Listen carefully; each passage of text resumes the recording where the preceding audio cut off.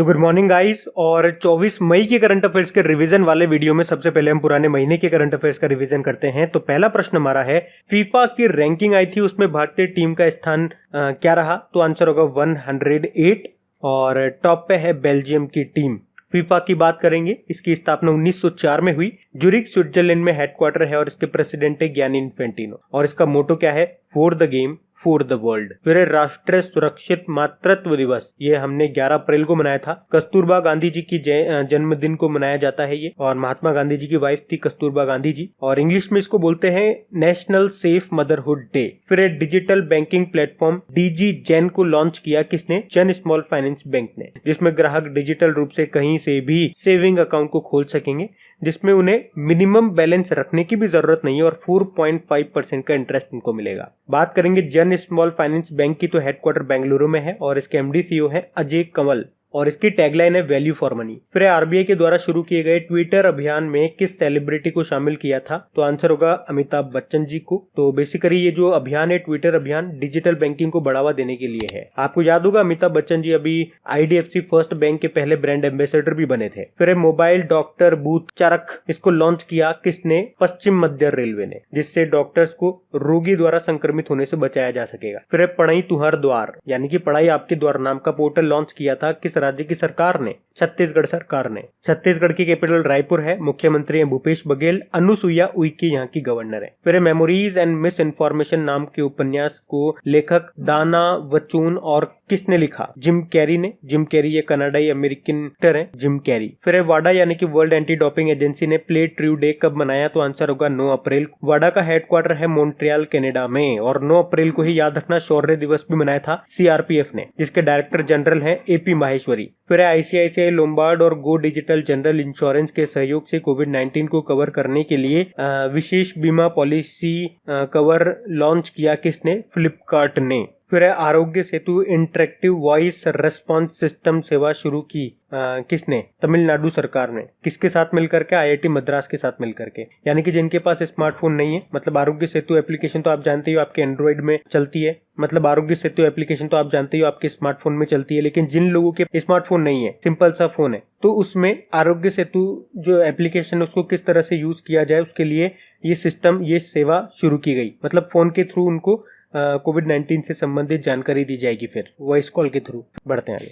फिर एक global Bihar excellence award 2019 से सम्मानित किया गया किसको? पीयूष जायसवाल को। अभी याद होगा आपको 10 दिसंबर को हमने मनाया था अंतरराष्ट्रीय नहीं, और आपको याद होगा अभी 10 दिसंबर को हमने मनाया था अंतरराष्ट्रीय मानवता दिवस। तो उसी मौके पर global piece excellence humanitarian award 2019 मिला था इनको। फिर है ESPN क्रिक इन्फो की दशक की ओडीआई और T20 टीम का कप्तान किस भारतीय खिलाड़ी को चुना गया था? महेंद्र सिंह धोनी को। जबकि टेस्ट टीम का विराट कोहली को चुना गया था। उसके अलावा आपको याद होगा विजडन T20 इंटरनेशनल टीम में विराट कोहली, जसप्रीत बुमराह को शामिल किया गया था और उसके कैप्टन चुना गया था ऑस्ट्रेलिया के एरोन फिंच को। और विजडन ओडीआई टीम में महेंद्र सिंह धोनी, विराट कोहली और रोहित शर्मा को चुना गया था भारत से, और उसमें कैप्टन चुना गया था महेंद्र सिंह धोनी को। जबकि Wisden cricket of the decade की टॉप 5 क्रिकेटर्स की लिस्ट में एकमात्र भारतीय को चुना गया था, वो थे विराट कोहली। फिर किसे संगीत कलानिधि पुरस्कार से सम्मानित किया गया? तो आंसर होगा एस सौम्या को। इसके अलावा याद रखना इसे कर्नाटक संगीत के क्षेत्र में सर्वोच्च पुरस्कार माना जाता है। इसके अलावा याद रखना नृत्य कलानिधि पुरस्कार के लिए चुना गया था प्रियदर्शनी गोविंद को। फिर किसने वर्ष 2020 को नर्स और मिडवाइफ वर्ष के रूप में नामित किया? तो आंसर होगा WHO ने। और ऐसा क्यों किया?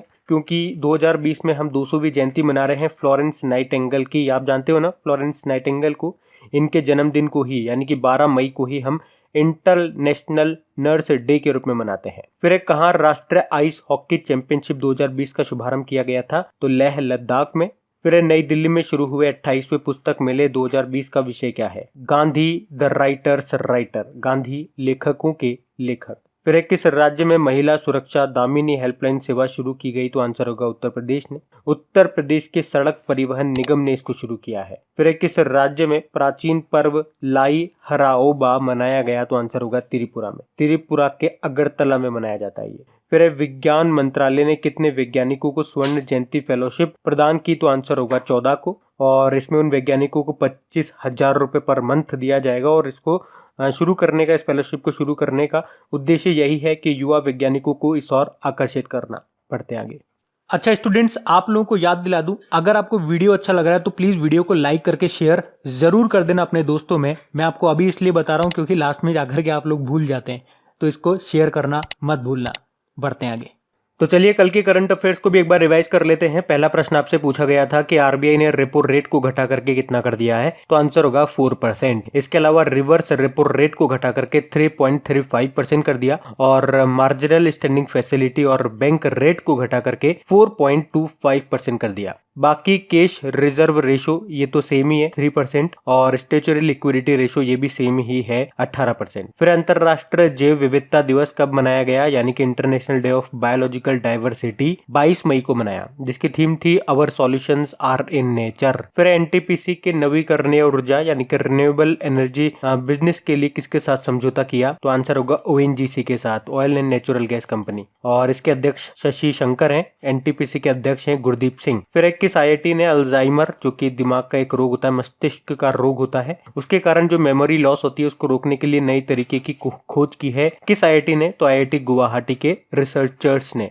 फिर एक किस प्रसिद्ध मंदिर को पूरी तरह से सौरकरण यानी कि सोलराइजेशन यानी कि वो सोलर सिस्टम करने के लिए एक योजना की घोषणा की है, तो आंसर होगा कोणार्क सूर्य मंदिर, ये आपका उड़ीसा में है। फिर वरिष्ठ नागरिकों के लिए प्रधानमंत्री वय वंदना योजना को कब तक के लिए बढ़ा दिया गया, इसे 2023 तक के लिए बढ़ा दिया गया। इसको शुरू किया गया था 2017 में और भी मार्च 2020 में ये खत्म भी कर दिया गया था, लेकिन अभी फिर से इसको बढ़ा दिया गया है। इसमें जो भारतीय जीवन बीमा है LIC, वो 10 सालों के लिए एक निर्धारित दर पर पेंशन देती है बुजुर्गों को। फिर एक किसने तत्पर कार्यक्रम शुरू किया, तो आंसर होगा रांची जिला प्रशासन ने। रांची आपके झारखंड की कैपिटल है। फिर एक किसने सीबीएसई के द्वारा तैयार की गई 3 हैंडबुक को लॉन्च किया है, तो हमारे जो HRD मंत्री हैं, ह्यूमन रिसोर्स डेवलपमेंट मानव संसाधन विकास मंत्री है रमेश पोखरियाल निशंक ने। फिर भारतीय नौसेना ने किस नाम से स्वदेशी रूप से विकसित PPE किट तैयार किया है, तो आंसर होगा नवरक्षक। फिर है किसने leading the game webinar series को शुरू किया, तो आंसर होगा ICC ने, इंटरनेशनल क्रिकेट काउंसिल ने, जिसका हेडक्वार्टर दुबई में है। फिर पतंजलि ने किस नाम से ई-कॉमर्स प्लेटफॉर्म लॉन्च किया, तो आंसर होगा ऑर्डर मी नाम से। बढ़ते हैं आगे। तो स्टैटिक क्वेश्चंस की बात करेंगे तो पहला प्रश्न है कालक्कड़ मुंडन थुरई टाइगर रिजर्व ये कहां पर है, ये आपका तमिलनाडु में है। फिर दत्तू भोकानल का संबंध किस खेल से है, तो नौकायन है ये, इसको अंग्रेजी में बोलते हैं रोविंग, और अभी रोइंग फेडरेशन ऑफ इंडिया ने इन पे जो प्रतिबंध लगाए गए थे उनको हटा दिया है। कितने व्यक्तियों को 2020 में पद्म पुरस्कार के लिए चुना गया, तो आप जानते ही होंगे 141 को, और इनको अगर डिस्ट्रीब्यूट करेंगे अलग अलग तो पद्म विभूषण 7 को, पद्म भूषण 16 को और पद्मश्री 118 लोगों को। फिर अरुण जेटली जी और जो सुषमा स्वराज जी हैं दिवंगत, इनको कौन सा सम्मान के लिए चुना गया है, तो पद्म विभूषण के लिए। फिर आपको बताना है एयर इंडिया के CMD कौन बन गए, इसी साल बने हैं, तो ये बने हैं राजीव बंसल। इनसे पहले जो अश्विनी लोहानी थे वो रिटायर्ड हो चुके हैं। और अभी एयर इंडिया से आपको याद आता होगा सरकार अपनी 100% हिस्सेदारी को बेच रही है। वोल्गा नदी कहाँ पर है, ये आपकी रशिया में है। आपने नाम सुना होगा, गंगा वोल्गा संवाद का आयोजन हुआ था नई दिल्ली में, तब ये न्यूज में निकल के आया था वोल्गा। फिर एक किस भारतीय खिलाड़ी को पद्म विभूषण पुरस्कार मिला, तो आंसर होगा MC मैरीकॉम को। भारतीय बॉक्सर हैं, ये महिला बॉक्सर हैं, और ये प्रश्न इसलिए भी इंपॉर्टेंट हो जाता है क्योंकि ये पहली महिला खिलाड़ी है ये सम्मान पाने वाली, तो हो गया ना इंपॉर्टेंट। फिर नीदरलैंड के प्रधानमंत्री कौन है, मार्क रूट है, इसकी जो कैपिटल है वो है एम्स्टर्डम। फिर है किसी व्यक्ति के जीवन की रक्षा करने वाले को कौन सा पुरस्कार दिया जाता है, जीवन रक्षा पुरस्कार दिया जाता है। फिर एक कॉबी ब्रायंट का निधन हो गया, अभी आप जानते ही हो, और आपको बताना है इनका संबंध किस खेल से था, तो बहुत सिंपल है, बास्केटबॉल प्लेयर थे ये, USA के थे। हेलीकॉप्टर एक्सीडेंट हुआ था जिसमें ये और इनकी बेटी की डेथ हो गई थी। इसके अलावा आपने करंट अफेयर्स पढ़ा होगा तो एक और प्रश्न इनसे आप लिंक कर पा रहे होंगे, इन्हें अभी night Smith memorial basketball hall of fame के सदस्य के रूप में भी चुना गया था। बढ़ते हैं आगे। तो इंपॉर्टेंट डेज की बात करेंगे तो पहला प्रश्न है अंतरराष्ट्रीय सीमा शुल्क दिवस कब मनाया गया, तो आंसर होगा 26 जनवरी को, यानी कि वर्ल्ड कस्टम्स डे। और अगर मैं आपसे पूछूं वर्ल्ड कस्टम्स ऑर्गेनाइजेशन का हेडक्वार्टर कहां पर है, तो ब्रुसेल बेल्जियम में है। फिर है डेटा गोपनीयता दिवस यानी कि डेटा प्राइवेसी डे, यह हम 28 जनवरी को मनाते हैं। कुष्ठ रोग उन्मूलन दिवस वर्ल्ड लेप्रोसी डे 30 जनवरी को मनाया था। और 30 जनवरी को आप जानते होंगे शहीद दिवस भी मनाते हैं क्योंकि इस दिन जो हमारे महात्मा गांधी जी थे उनको नाथूराम गोडसे ने गोली मार दी थी और वो शहीद हो गए थे। फिर है विश्व उपेक्षित उष्ण कटिबंधीय रोग दिवस यानी कि world neglected tropical disease day, ये पहली बार मनाया हमने इसलिए आपने पहली बार शायद इसको सुना हो। तो ये 30 जनवरी को हमने मनाया है। फिर है राष्ट्रीय युवा दिवस, ये तो आप जानते ही हो, स्वामी विवेकानंद जी के जन्मदिन को मनाते हैं यानी कि 12 जनवरी को। और इंटरनेशनल यूथ डे, वो भी हम 12 तारीख को मनाते हैं लेकिन अगस्त। फिर है विश्व हिंदी दिवस, ये हम मनाते हैं 10 जनवरी को।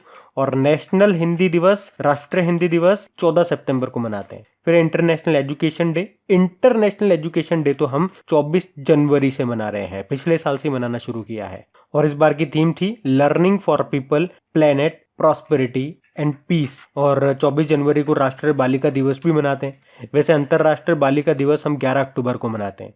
और नेशनल एजुकेशन डे ये हम मनाते हैं 11 नवंबर को, भारत के जो हमारे पहले शिक्षा मंत्री थे मौलाना अबुल कलाम आजाद, उनके जन्मदिन को। फिर राष्ट्रीय मतदान दिवस 25 जनवरी को मनाते हैं क्योंकि 25 जनवरी 1950 को भारतीय चुनाव आयोग की स्थापना हुई थी। और इस बार की थीम है इसकी electoral literacy for stronger democracy, मतलब मजबूत लोकतंत्र के लिए चुनावी साक्षरता।